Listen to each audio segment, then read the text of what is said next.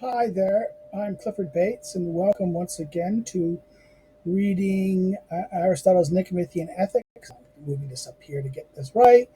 Welcome, and that's so we're going to be looking at chapter 8 of book 4, which is the penultimate chapter of book 4.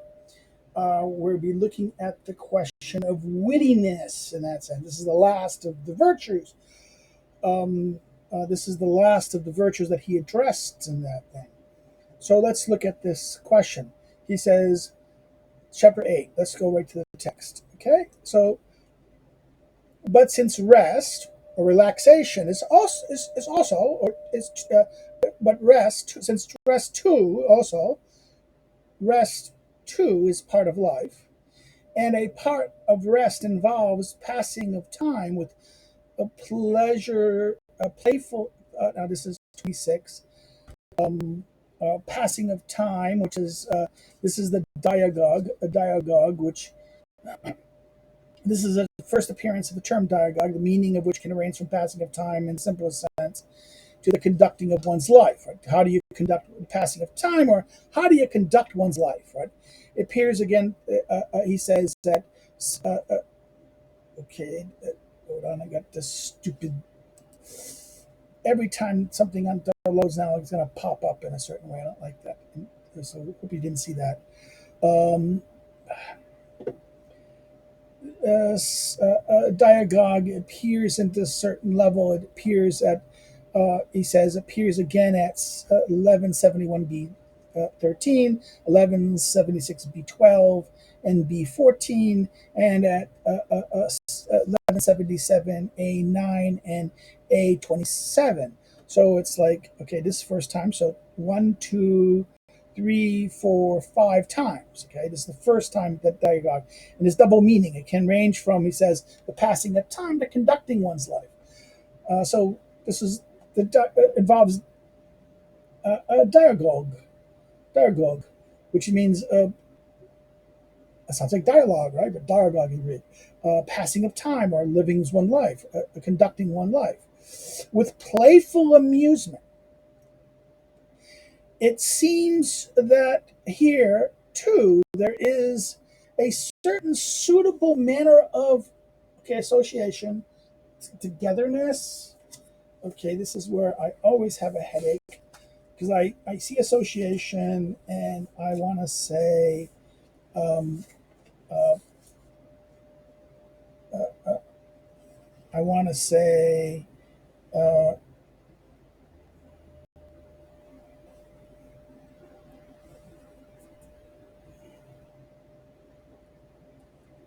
eight diagogue and that root of association.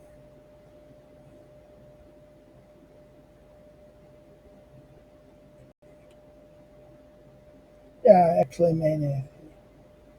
So association, to go together, to come together, um, literally means to come together in that sense. Not a koinonia, it's ecclesia, assemble, assemble, assemble. Is the word. This is why association is to assemble. Okay, that's why it's been driving me crazy. Okay, I wish he did put. I wish both of them did put a link to the word that and explain it a little, because it is a choice that you have to understand that, because sometimes he used koinonia.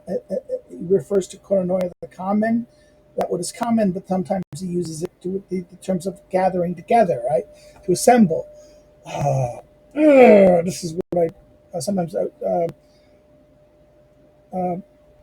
I don't want to do this with the Greek. If I did the Greek up here, we'd be forever looking at a passage and going through this. It's painful. So we're going to look at this. A certain suitable manner of association, that is, both of certain things. In other words, it's going to be pleasurable, right? We're going to, this passing of time together, playful amusements, that it seems that here too is a certain suitable manner of coming together, association. That is both certain things one ought to say to others, and a certain manner of doing so. And similarly also with listening to others. So therefore it's how do you behave to others? How do you react to others? How do you associate and interact with others? Regarding not only of certain manner, what you say to them, or to say to others, in a certain manner of doing, and also listening to others. There is a suitable manner, a suitable manner. Okay, what is suitable in a sense? It will also make a difference what sort of people one speaks among, and to whom one sort to what sort one listens. So therefore, it's not only how you do it, but to whom you do it. This matters. How you say, in other words, how you speak, what you say, and what you do, and how you listen to others, and to whom you do it to, right? In other words, it's a matter of whom you're doing it. This will matter to whom you're doing it. There must be an appropriateness to this, that this must be appropriate to this person, that there's, in that sense. Sort of people that one speaks among and to whom one listens, right? It is clear that regarding these matters as well, there is an excess and deficiency in respect to the middle term. So therefore, what is the middle term? Middle term, in other words, that, okay, who should you listen to? Who should you speak to? What do you say to? What do you speak to? What do you do to? This do to your actions towards them, certain manner of doing so, and listening to who, who and what, who and what question. What do you do? What do you say? What do you do? And what do you hear? Listen to. Listen. And then the question to whom. Right? And there's a middle term. That there's, in other words, a middle term of, okay, is this an appropriate person? Is this action appropriate to the person? It has to be a connection between what is being done to whom, what is being said, what is done, and what is you listen. And there must be an appropriateness between this, and the level of appropriateness to it, right? And both excess and deficiency. In other words, if you don't listen enough, you listen too much, you listen, and maybe you shouldn't listen to them. That's a deficiency. And that whom should you listen to? Whom shouldn't you listen to? Whom, to the degree, how much should you listen to? This person you listen, it's all right. No, he's not. In other words, and what specifically? What are you listening to? Again, again. This is going to be the complexity of this issue, the matter of the middle term, right?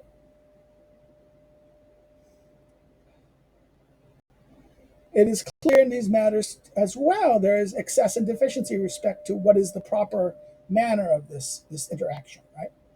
Those who are excessive in provoking laughter, then they provoke laughter. They say or they do. People laugh, are held to be buffoonish and crude. Intent on doing anything for a laugh and aiming more at producing laughter than at saying something seemly, or at not causing pain to people, pain to the person who is but the butt of the joke. In other words, that they producing laughter at then saying something seemly, or at not causing pain to the person who was the butt of the joke. In other words, they'll say something and they're not going to cause pain to the person. It's funny, but it's not causing pain.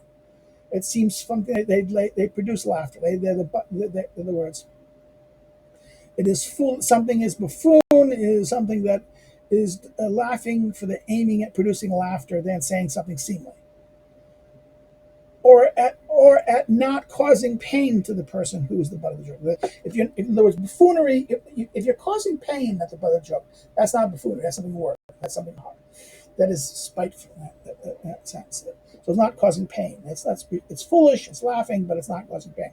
On the other hand, those who would say nothing funny themselves, and who are disgusted with those who do not, who do are those who are not funny themselves and are disgusted with those who are funny, do say something funny, are held to be boorish or dull. So therefore, you don't you say nothing funny, and you're disgusted with people who say funny things. You're boorish and dull.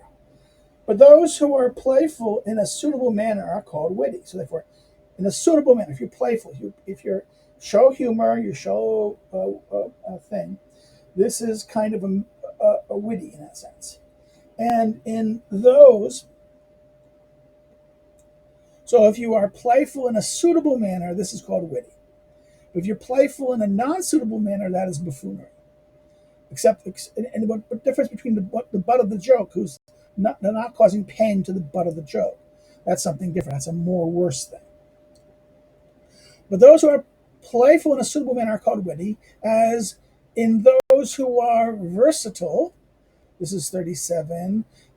Aristotle's playful tracing of the etymology of outrepédos, easy turning, or witty, easy turning, and the outropos. So the versatile is to the verb trepen, to turn, right? To turn. Playful. There's a playful etymology. He's saying that the easily turning, the witty, the well trapod, is well traporos, the outropos. The outropos of verb. So therefore, there's a similar. What is it? It is a. The extra thing is the trap, the trapon,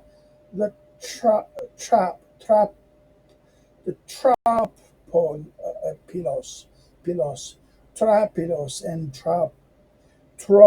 eutropos. Eutropos is the versatile, and eutrapelos is the easy turning or the witty. The eutropolos and both kind of the etymology of to turn, right? That's the idea of the trappen, the verb to trappen means to turn, Therefore, the easy turning or the versatile. So therefore, there's the connection between this, right? This is what he's playing on, the playfulness of this term. On the other hand, that makes nothing fun. In other words, those who are called witty and those who are versatile, since such witticisms seem to be movements in their character, and character, like bodies, are judged by their movement. So therefore, in other words, the things that they're saying and the things that they're doing, this is a kind of there's a kind of witty, and therefore they like versatile. There's a movement of their the wittiness seems to be a movement in their character, and character, like bodies, are judged by their movements, right? Since something laughable is always near at hand, and since most people enjoy playfulness and joking more than they ought, even buffoons are addressed as witty as if they were refined. In other words, even they are kind of, in other words, because people prefer the playful and the playful and the joking, because this is more pleasant in that sense, right? They do so more than they ought. They joke more than they ought. Even the buffoon is thus are seen as witty if they are at least refined. In other words, there's a kind of question of refined. What is refined? That means if it's fitting, if it's done it's not done to a certain way. But that the two differ, and not a little, it is clear from what has been said. So therefore, there's this idea that the witty and the buffoon there's a difference between this. This is the question of it goes too far, it's excess. There's a little too much. There's a little too much. It's a little too much. It goes too far.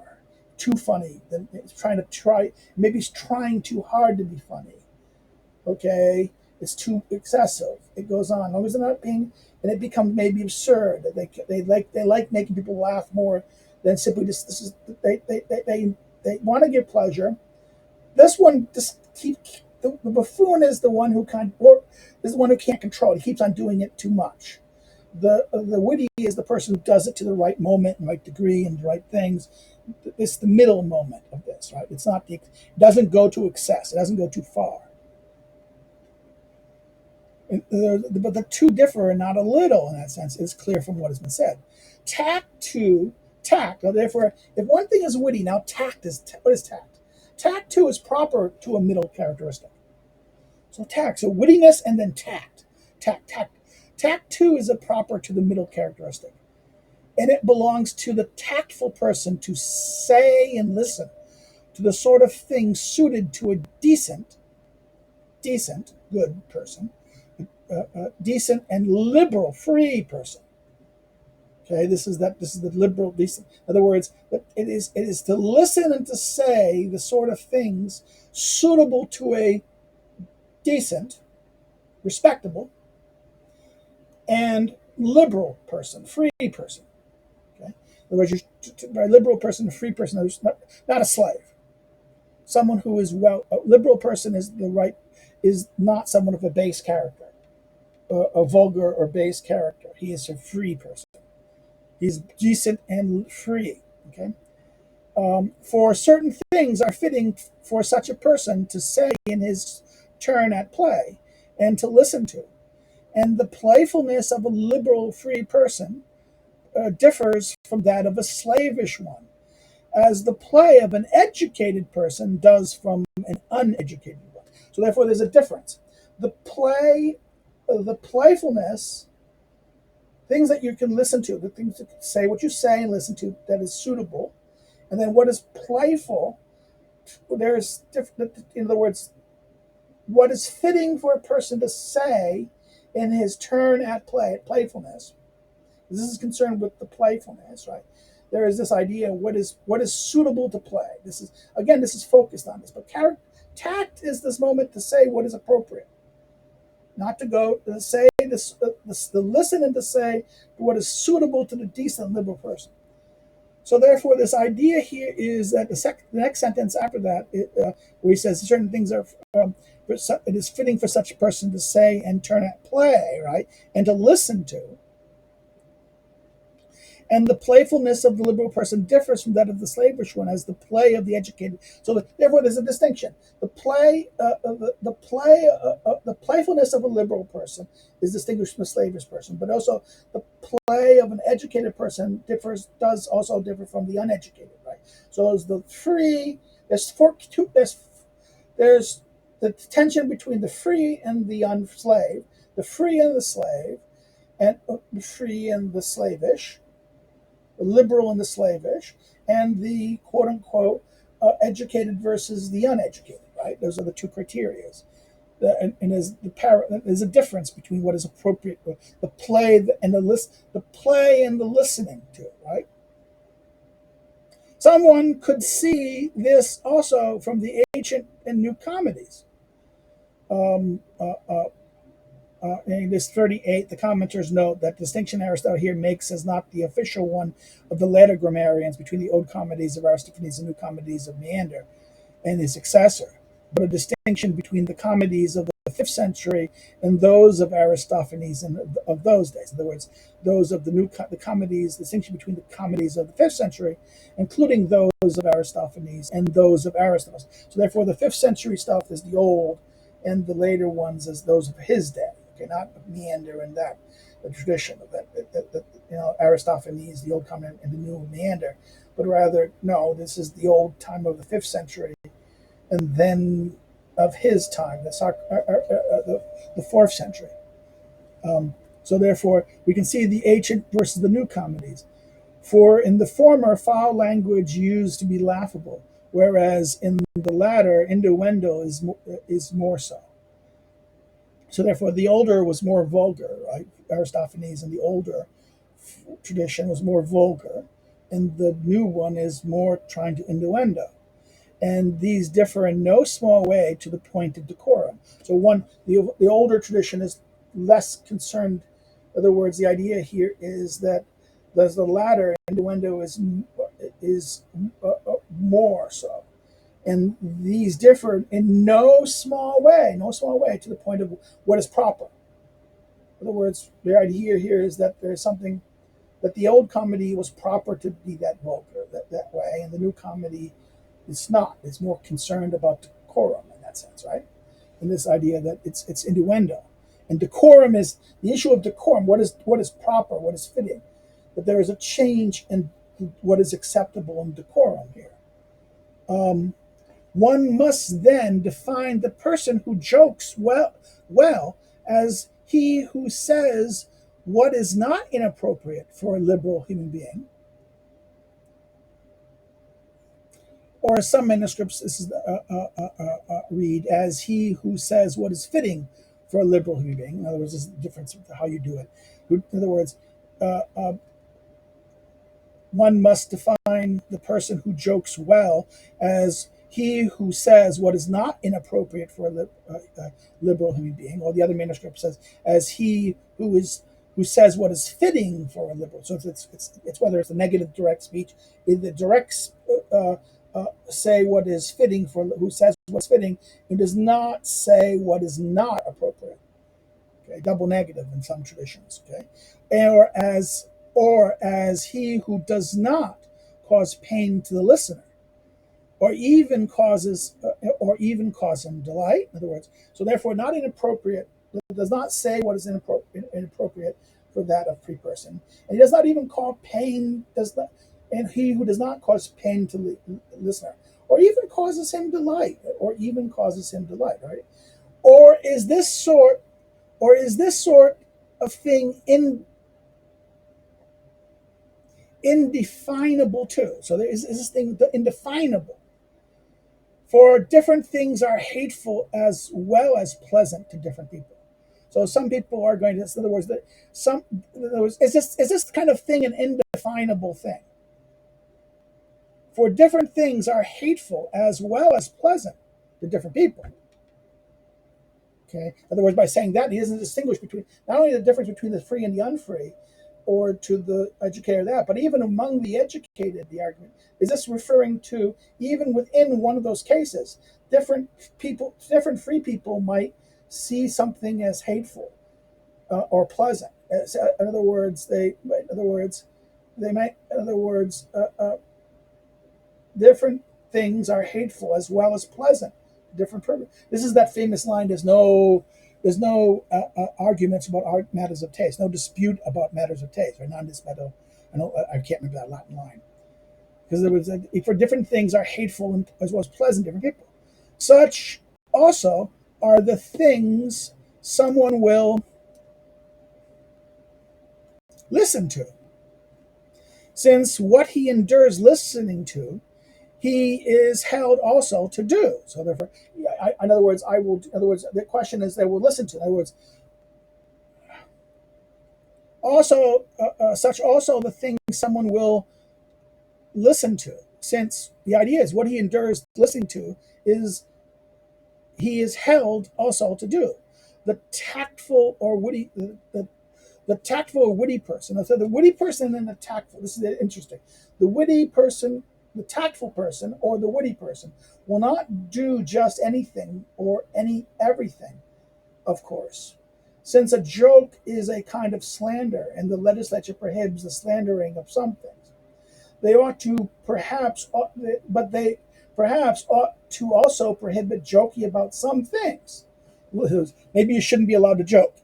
There's a question of when does joking become an enemy of? In other words, joking is a kind of slander, and legislatures prohibit the slandering of some things. So perhaps joking needs. Aristotle says perhaps a joke needs to be law. The lawgiver has to pay attention to jokes. Oh my God! This is Aristotle is a thought policer. He's a comic. He's a social justice warrior. No, there's appropriate joking and inappropriate joking. The witty. He's concerned about this. The tactful and the witty. The tactful is only going to be, in other words, he's not going to cause harm to somebody. He's trying to avoid harm. The witty person is trying to cause pleasure in that sense, right? That's the difference. The concern of being tactful is the desire not to cause pain or harm, whereas the witty tries to give pleasure, and also implied by not to cause pain, right? So therefore, and they perhaps, not absolutely, it doesn't say should, but perhaps ought to also prohibit joking about something. Some kind of joking should be off limits. So this is where I'm not. I think Aristotle is not an absolutist in free speech. You shouldn't be allowed to say whatever you want. You shouldn't be able to say any joke.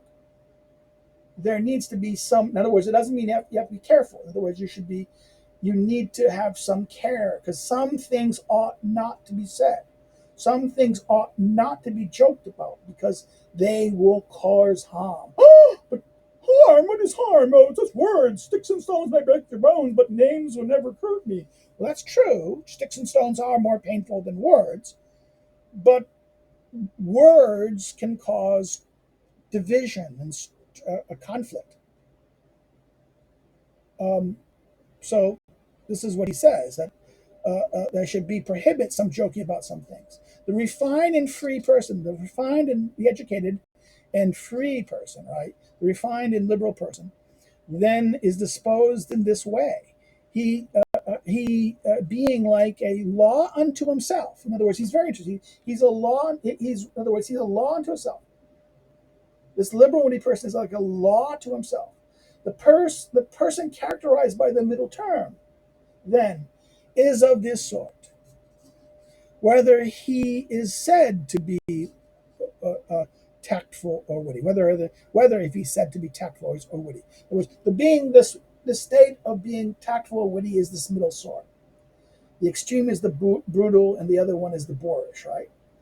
But the buffoon cannot resist laughing, sparing neither himself or others, if he will produce laughter, and saying the sort of things that a refined person would never say, and some that he would not even listen to. In other words, the refined person won't even listen to it. In other words, he will say something, and then he was also I would not even listen to the thing that was said about that. Right? The bore is useless in these sorts of associations or to get gatherings. Okay, these coming together assemblies, because contributing nothing to them, he is disgusted with everything because he doesn't like we won't tell the story, and he hates hearing it. Right? He's not pleasant. He's not useful in associations. This idea of enjoying playfulness. There's this idea of the enjoyment of offering people pleasure and some pleasure. Okay, that the boor is kind of like he's disgusted with everything. He doesn't like to do it. He's not going to be happy. He's not going to be fitting for other people in that sense. Now he ends this paragraph with rest and play seem to be necessary in life. Okay, seem, in other words, the question, how are they necessary? But they seem to be necessary in life. The three means that are found in life, then, that have been spoken of, and are concerned with certain speeches and actions related to community, the koinonia.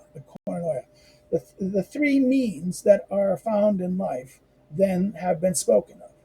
So therefore, what this is, this is the truthfulness, right? Truthfulness, friendliness, truthfulness, and wittiness. This is the three. These are concerned with speeches and actions and related to computer. And the last is combination of wittiness and tact, right, together, right? So therefore the double, so that these three things. So is it tact and wittiness and truthfulness? Or is it, because friendliness seems to be the earlier one, chapter 6, 7, and 8, right?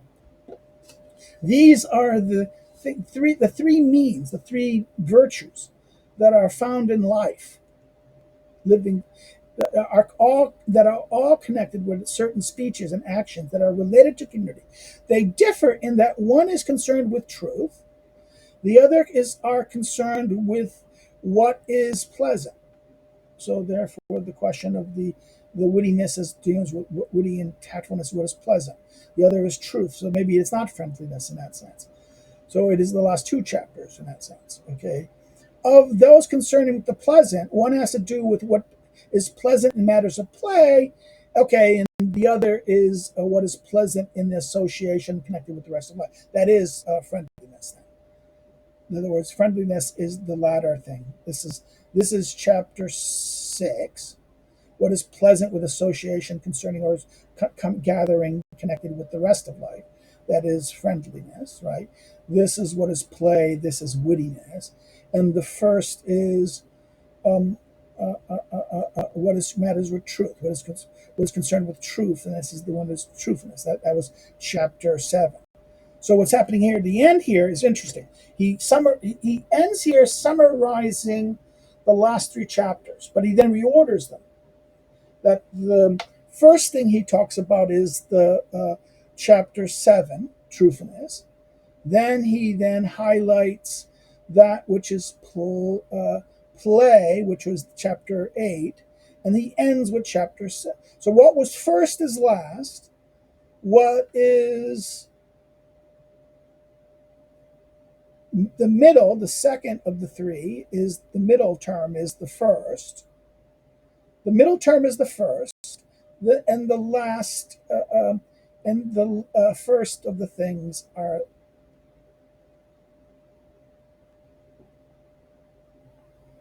okay. The first is last, the last is middle, and the middle is first. It's very interesting playing of this. Okay, we'll stop here. We're going to end here. If you have any comments or questions, please put them below, and I will respond and comment to them and add something or respond to them when I see them. If you've liked the video, hit the like button. It helps. Hit the like button, please. It gets more people to do it. Share the video on social media or email it to people. Share it far and wide. If you've not subscribed, please consider subscribe. Please subscribe. If you know someone who's interested in these things, bring it to their attention. Encourage them to subscribe. I like to need to grow the channel in that sense. And if you didn't like it, well, okay, I didn't like it, but say why, so we can learn. We can explain why in the comments, and therefore people can learn from it, maybe get some benefit from it in that sense. Another thing is that if you want to follow me on social media, the links are below. You can follow me on social media, links below. And if you want to find more about me as a scholar and researcher, you can follow the academic social media links. And if you want to help me to do what I do, you can do so through either through subscribe. Of course, I joke about this. You can always look at my academic social media, find my email, and send a Google card or something like that. Google or a Amazon gift card or something like that. Fine, but I don't have to. It would be useful. Or you could do so by Subscribe Star, Patreon. You want to get gifts. If you want to do something, help assist me in this. Be on Patreon or Subscribe Star. That would be useful. It would help. Of course, people say you don't do much on that.